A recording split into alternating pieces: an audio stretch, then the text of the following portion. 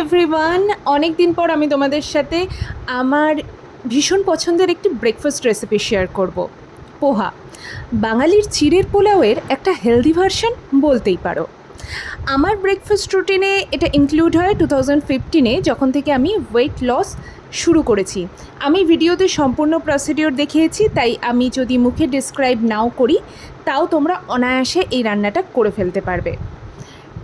একটা ট্রিক রাখবে, যেহেতু হেলদি ভার্সন বানাচ্ছি, যতখানি চিড়া নেবে ততখানি সবজি নেবে। তোমরা দেখলেই যে আমি অনেকখানি সবজি নিয়েছি এবং আমি এখানে ফোড়নে কারি পাতা আর সর্ষে ব্যবহার করেছি। তোমরা চাইলে একদম সিম্পল বাঙালি ওয়েতে জিরা, সাদা জিরা এবং শুকনো লঙ্কা ব্যবহার করতে পারো।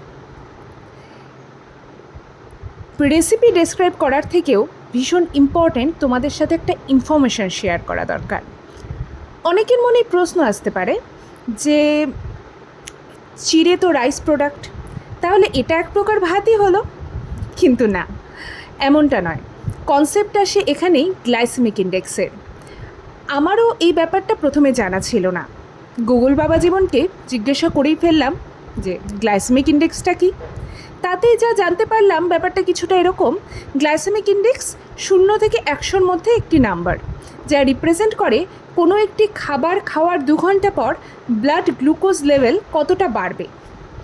কোনো খাবারের গ্লাইসেমিক ইন্ডেক্স যদি 55-র কম হয় সেটা লো গ্লাইসেমিক ইন্ডেক্স ফুড, আর 70-এর বেশি হলে সেটা high glycaemic index food.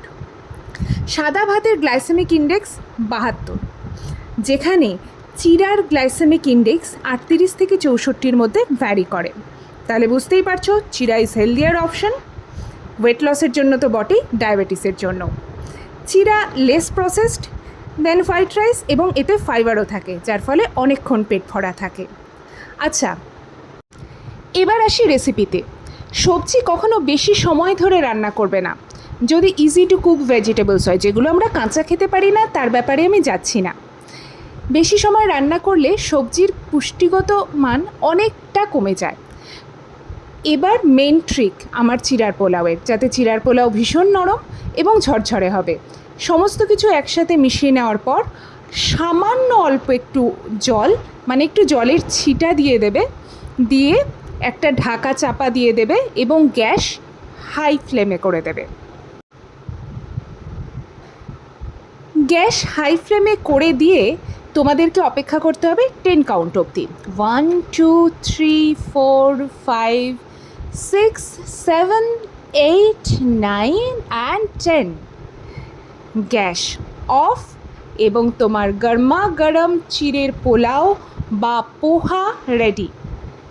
Carbohydrate, fibre হলো, কিন্তু প্রোটিন, ডিম সিদ্ধ অ্যাড করে নাও একটা, ব্যাস healthy and tasty breakfast ready. এরকম ভিডিও আরও দেখতে চাইলে চ্যানেলটাকে অবশ্যই সাবস্ক্রাইব করো।